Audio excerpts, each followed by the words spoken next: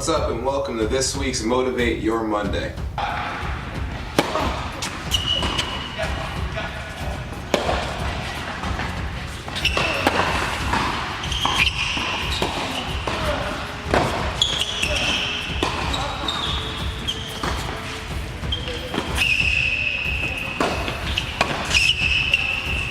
Alright, let's talk about it, guys.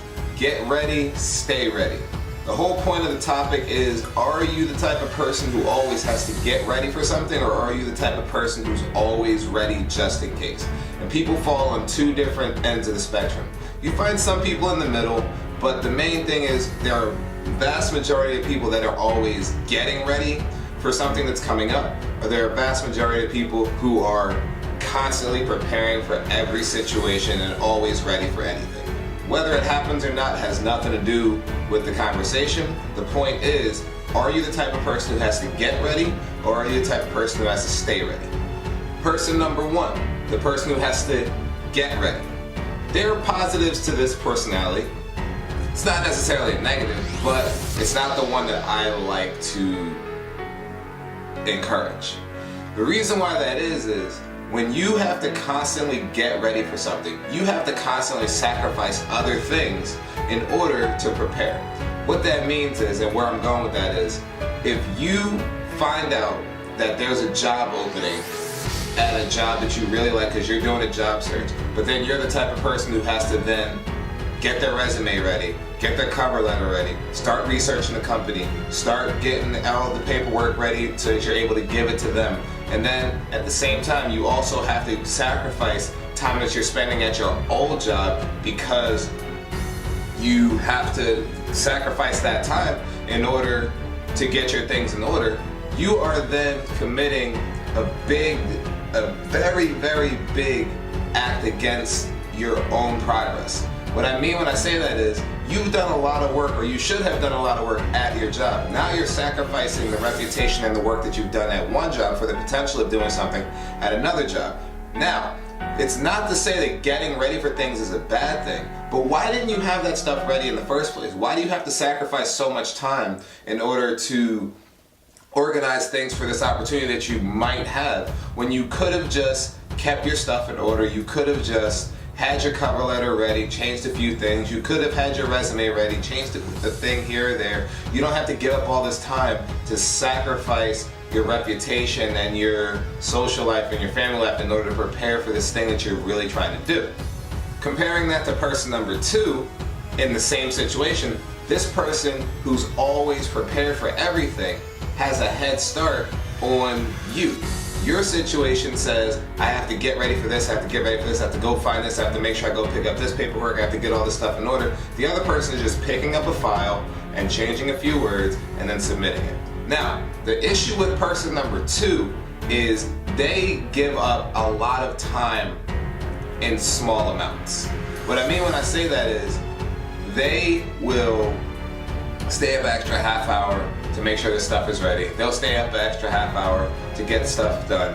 And then when their situation arises, all their stuff is in order because they've done it little by little over the past 2 weeks, over the past month, over the past year. And all they have to do is just, grab their stuff and put it together. Now, how does this apply to life? I'm only using these two things as a very concrete example. But how does this apply to life? This applies to life in a very big way. And I'm a very strict believer of, if you stay ready, you don't have to get ready. Now, when I say if you stay ready, you don't have to get ready, that does not mean that you have to be like person number two, who's always trying to get everything together even if stuff doesn't happen. What I mean is, when you are constantly staying ready, that means you just keep getting ready for more. It doesn't mean that you're not getting ready. It doesn't mean that you're staying ready all the time. It means you have to better yourself so that you're always ready for what the next thing is. I'll give you a perfect example. If you are an athlete and you have practice every day, but you're a champion from the last year, what are you getting ready for? You are already the best team or the best athlete because you won. So by that logic, you shouldn't have anything to get ready for.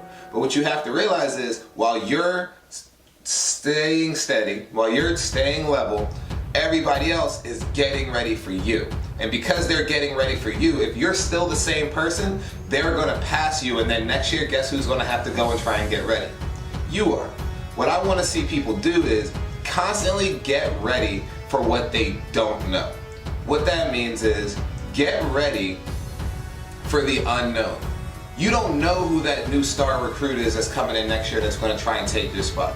You don't know who that person that's being hired at your job to potentially take your spot is. So you have to always put your best foot forward and make sure that when you are trading, when you are studying, when you are working, you're not working to the standard. You're not working to the expectation. You're working to the dark horse person that could take your spot.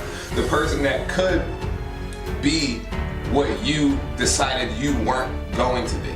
And what gets in people's way is they get comfortable.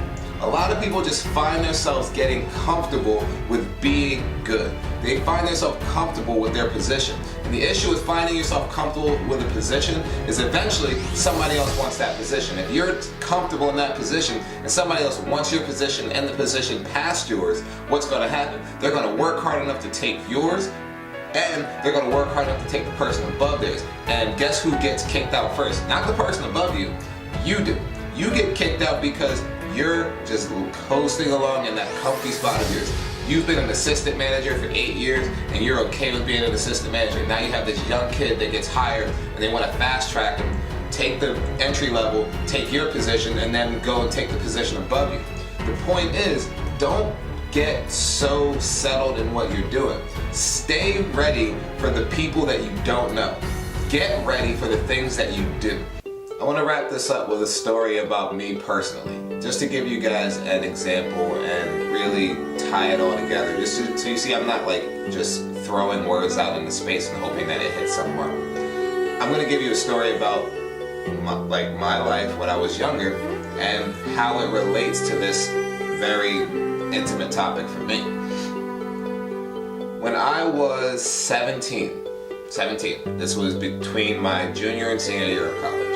When I was 17, I had a barbecue at my house, and you know, a bunch of family and friends get together. Of course, you're gonna play some sport. So I had a basketball court in my backyard. Me and the family ran a full basketball game, and I played against my cousin who I hadn't seen in a long time. My team wins.